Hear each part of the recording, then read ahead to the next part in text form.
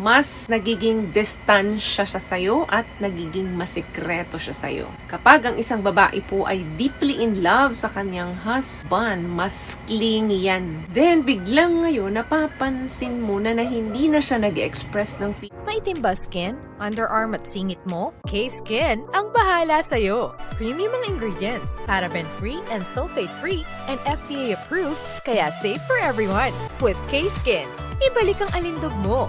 Huwag nang magpahuli. Hi guys! Welcome back to our channel. Kamusta po kayong lahat? Sana ay nasa mabuti po kayo. At sa mga hindi po nakakakilala sa akin, my name is Cheryl Ting. At kung bago lang po kayo sa channel na to, pwede po pong makahingi ng isang favor to please consider to subscribe dito po sa ating channel. And also, huwag niyo na rin po sanang kalimutan i-like and i-follow ang ating Facebook page official and also ang ating TikTok account, Cheryl Ting.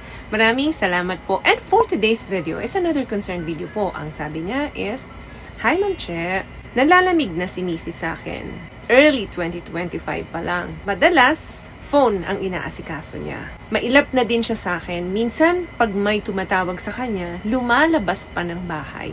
Pakaramdam ko, may iba siya. Okay, let's talk about physical signs na nag-cheat na ang misis mo.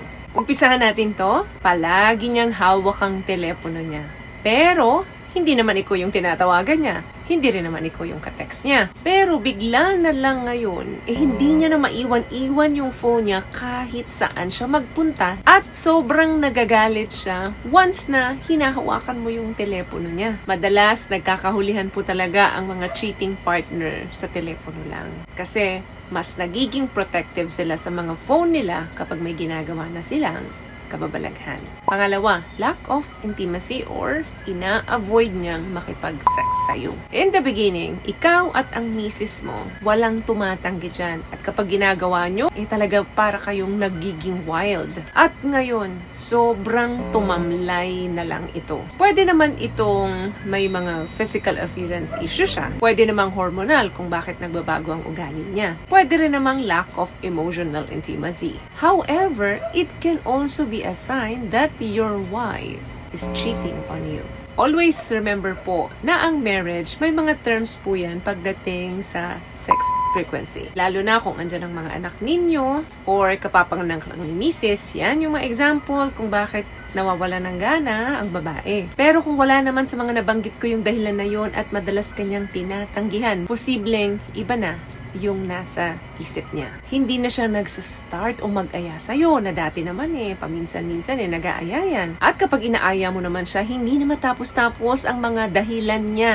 Tumatanggi siya sa'yo. Hindi na nag-e-exist yung connection ng wife mo at sa'yo. Sa madaling salita, nagsasama kayo sa isang bubong pero wala na ang lambingan. Pangatlong sign na posibleng may ginagawang kababalaghan si misis or ang inyong girlfriend, bago-bago yan ang schedule. Especially sa trabaho. Bakit? Kasi yun ang palagi niyang ginagawa araw-araw. Pero kung mapapansin mo na madalas nagbabago ito, minsan every other day, iba na naman yung sinasabi niyang schedule sa'yo or sa isang linggo, 2 or 3 beses nagbabago. Possible na merong coworkers or hindi man coworkers, basta meron siyang kinahuhumalingan na iba. Kasi posibleng itinatama nila yung schedule nila sa isa't isa. Kaya pagdating sa'yo, pabago-bago ng schedule si Mrs. Minsan maririnig mo pa may mga nababanggit siyang pangalan ng lalaki na nag-e-exist sa buhay niya ngayon. Posibleng katrabaho niya or nakilala niya lang. Tapos kapag tinanong mo siya, medyo weird yung mga reactions niya sa'yo. Mapapansin mo rin minsan na meron siyang itinitext na isang coworker niya na hindi naman niya ginagawa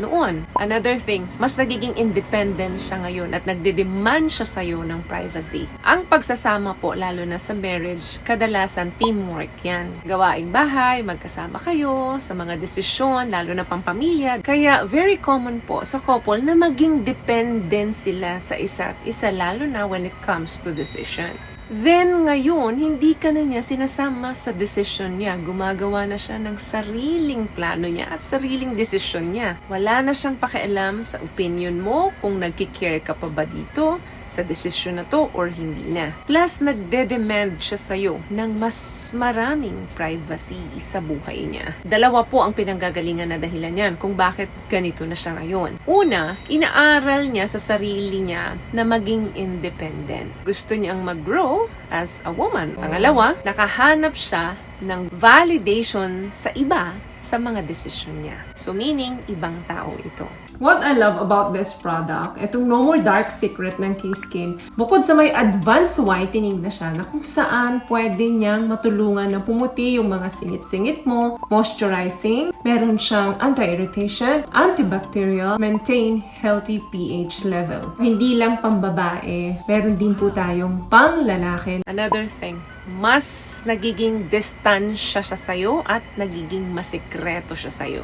Kapag ang isang babae po ay deeply in love sa kanyang husband, mas clingy yan. Then, biglang ngayon, napapansin mo na hindi na siya nag-express ng feelings niya sa'yo or emotions niya sa'yo. May mga certain things na siya na tinatago niya para sa sarili niya lang. Normal lang naman yung privacy, wag lang too much. Pero kung masyado nang nagiging masikreto yung partner mo sa'yo, posibleng senyales ito na meron na siyang madalas na kinakausap at doon siya nag-express ng kanyang desire at ng kanyang emotion. Another thing, masyado siyang concerned sa itsura niya.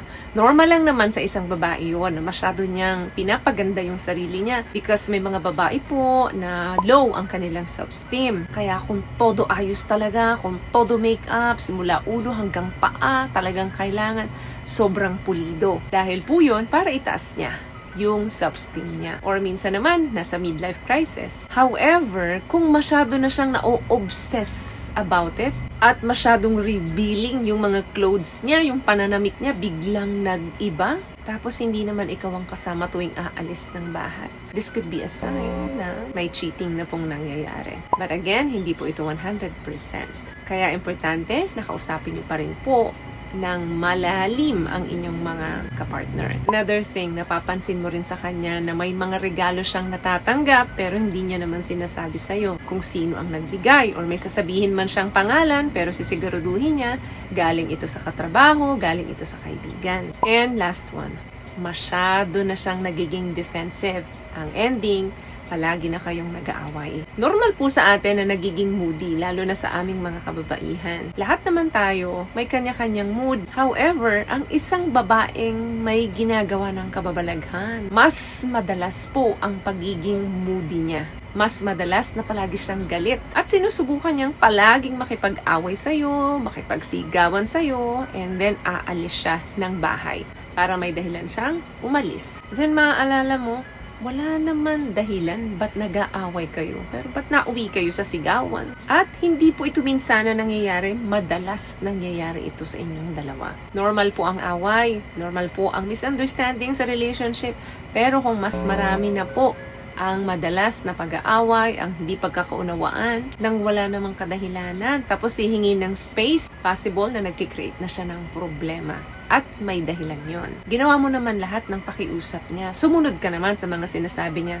Ang ending, mainit pa rin ang ulo niya sa'yo palagi. Tapos pagdating sa phone, palaging nakangiti. Pag ang mga napag-usapan natin dito ay madalas na ninyong nakikita sa inyong mga misis, dapat po ay pag-usapan ninyo ito agad. Huwag kayong mag-aaway kung gusto ninyong magkaintindihan. Kasi wala pong nasusolusyonan ng problema kung pareho kayong galit sa isa't isa. So, may nakuha ka bang tips na napag-usapan natin ngayon? At kung nagustuhan mong ating video, please give it a thumbs up, comment down below, and also share this video na rin po sa mga kaibigan na sa tingin yung matutulungan ng video. Once again, palagi po kayong mag-iingat at palagi po kayong manalangin. Thank you guys for watching and see you in our next one. Always love yourself and be a blessing. Bye!